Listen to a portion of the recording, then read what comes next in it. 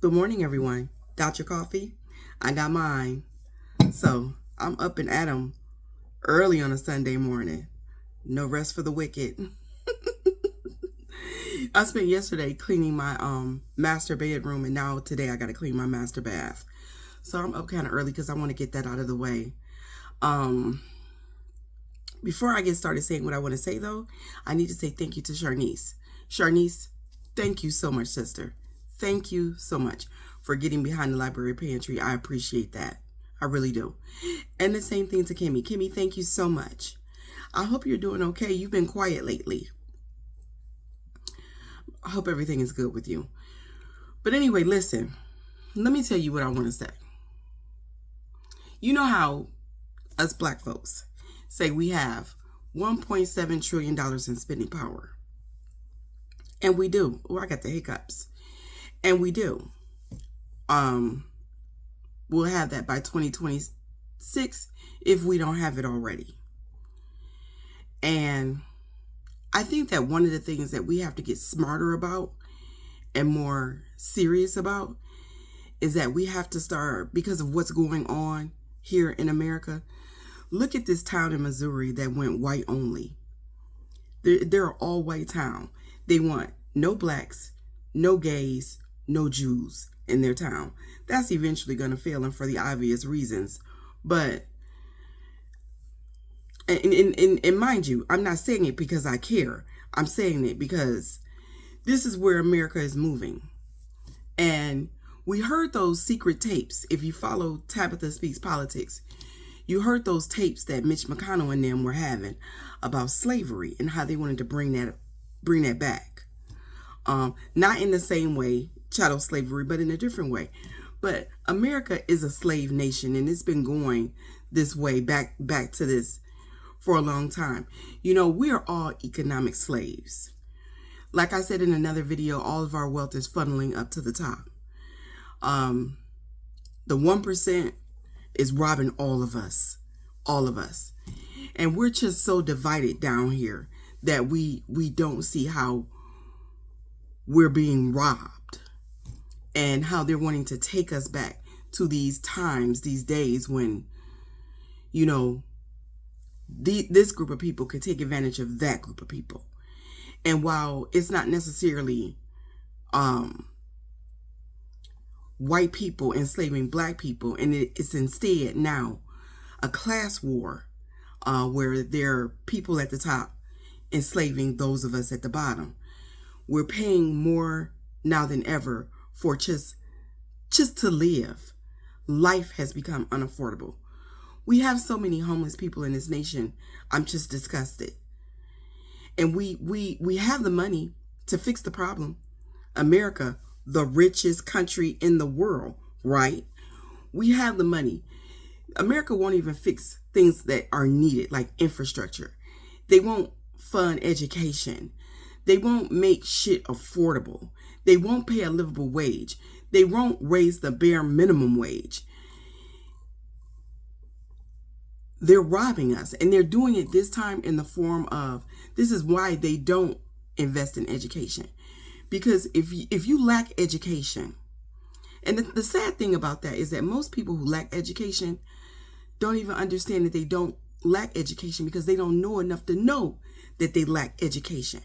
People walking around here completely stupid, talking out the sides of their neck, and don't understand how dumb they sound. I mean, for real.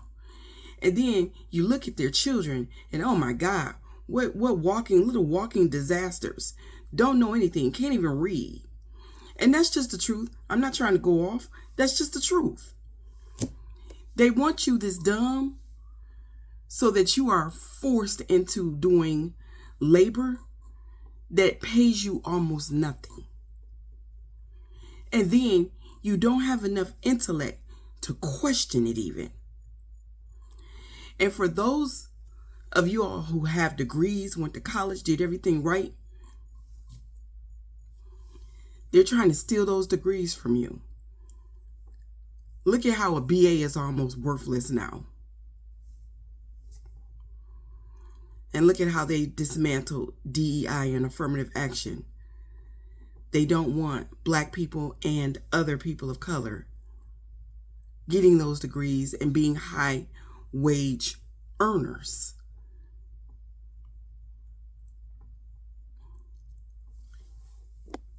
It's very unfortunate what's going on here in America. So we're all, in a sense, are becoming economic slaves. And when I said that the Republicans are playing the long game, they are playing the long game, baby. And if you are not paying attention, one of the things that I think that will help Black people is we have to buy up our communities. We have to use that $1.7 trillion in spending power to get smarter. We have to be smarter with it. And we have to figure out how to buy up our communities. And we have to participate in state and local elections. Because we need the people that look like us in positions of power. Smart people now. Not these people who are also corrupt, but smart people. So that they eventually don't come after our land by way of eminent domain, deed theft, HOA, the HOA, because they're stealing homes from Black people too. If you know, you know. And either they're doing it with high fees that people can not possibly pay, ridiculous fees for having a dent this size in your garage door. Excuse me. Having dents, having a little bit of brown grass and giving you these exorbitant fees that you can't pay. And then when you can't pay, they put a lien on the property and they evict you out of your own home. We got to figure out a better way to build a mousetrap. We do. We got to figure out ways to navigate around what this party and this administration is doing and what it will eventually do to Black people. You have restaurants now that don't want to serve Black people, and you got them building towns that are for whites only in 2025. We cannot afford to keep giving rent money to these people so that they can afford to do these things to us. We have to stop paying the mortgages of white people because that's what rent is. And trust me, I get it. I don't want to be a homeowner. I like renting. I like having to be able to call somebody and tell them to come fix this HVAC instead of me having to do it. But I got to tell you, there's a lovely side of it too. My mortgage is under $500 a month. I put no money down when I bought my home. As a matter of fact, at closing, I received a check for $517. The reason why I was able to do it like that is because I'm really good at research. And I researched the states that offered the most for first-time home buyers. And that's what y'all got to do. A lot of y'all think that home ownership is out of your grasp, but it's not. It's not. When I left the state of Michigan and me and my husband told people what we were going to do and how we were going to do it, nobody listened to us. And now I got to tell you, like, it's been 6 years later. As soon as 3 years later, people were calling us wanting that information.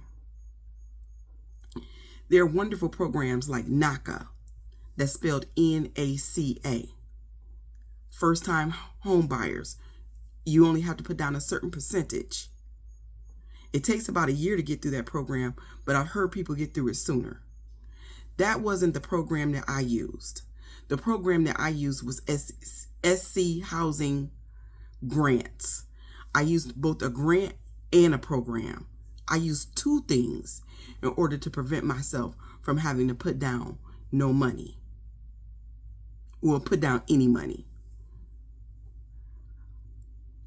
You can do it. Slowly but surely, give a time frame. If you've got janky credit, give yourself a time frame. Say, I'm going to give myself 1 year because the shit here in America is going kind of crazy. And I'm going to give myself a year to get credit ready. And don't pay nobody to get your credit. You can do that free. If you have any questions about anything that I'm saying and you're over in the room, we can finish this conversation over in the room. I'm not willing to have it in front of mixed company because they already have too many advantages over black people. And that's just facts. So I used a program, and then I also used a grant. No money down. And not putting any money down, that got my house note under $500. Now, mind you, when I bought my house, just to put out a little bit of my business, when I bought my house in 2020, I bought the house. It was on the market. I had been looking for a home that I could afford. And it had only been on the market for 8 minutes. That's how hard I'd been looking. And I made an offer right away to pay their full asking price. Their full asking price was $75,000. That's it. That's all. But I know that I'm a very creative, artsy kind of person. I knew that any place that I've ever lived in, I've always made it better. Any place. Rental properties and all. I've always made it better because I'm a very creative person. And I've always turned it into a home. One of the houses that we lived in, it was basically, when we went to go see it, it was just a little shack. And nobody was taking care of it. It was in a suburb of Detroit. And by the time we got through with that house, people would literally stop when they would walk their dogs and say they couldn't believe what I did with that house. It was just charming. Looked like a little cottage when I got done with it. I'll tell you what, rose bushes and flower seeds and a little paint and spackle can do. Just a little creativity. But anyway, the house was $75,000. My realtor sent me the specs on it just a couple of days ago. The house is now worth $178,000.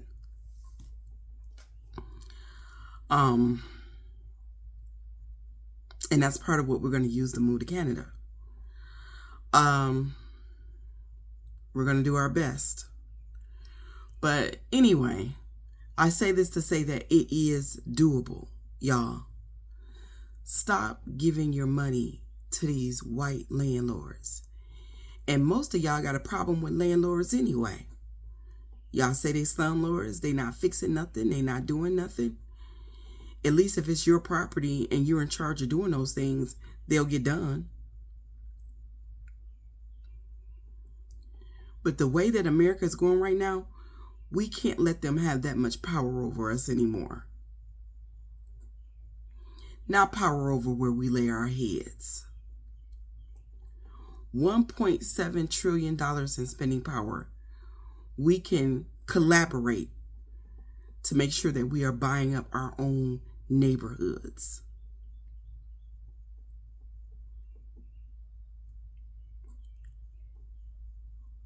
We need to be doing that. And not only that, but it's real estate. Did you not just hear me say, I bought my home for $75,000, and just a mere 5 years later, we were here for a year looking around for a house, so I don't count that in our 6th year. When we bought this house in 2020 for $75,000, it is now worth $178,000. Most of the people in my community are homeowners. Not too many renters around here. And it's a quiet little neighborhood. Buy up your own neighborhoods. We have to. Even if you just buy the lots, the land, and sit a tent or RV on it from now on till you can build and get it to where you need it, buy it. Buy up the lots. Buy up the burnt houses. Buy up the boarded up properties. Buy it up, y'all. Remember when, back in the day, when you would always have those black folks that were pretty well off in the neighborhood? And why were they well off? Because they invested in real estate. They had a couple of rental properties. That's how a whole lot of white people made their money. and they're still making it. And if you think that they're going to be fair to you while they make it, while the world is going the way that it's going, y'all got another thing coming. These rents going to continue to go up because they greedy like that. They selfish like that. They're forming whole corporations in order to own not only apartments now, but single family dwellings. Single family dwellings. They're buying up all the houses.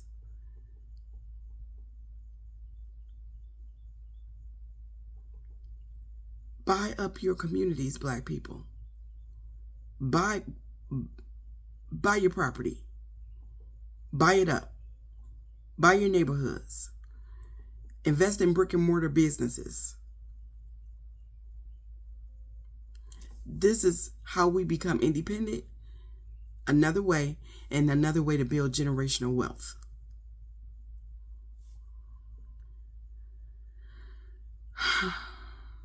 If you would like to talk more about it, I'll meet you over in the room. With that being said, y'all have a good day. If you would like to support the Library Pantry or donate to the platform, I'll leave my Cash App and Venmo down in the comments. Let me know what you think.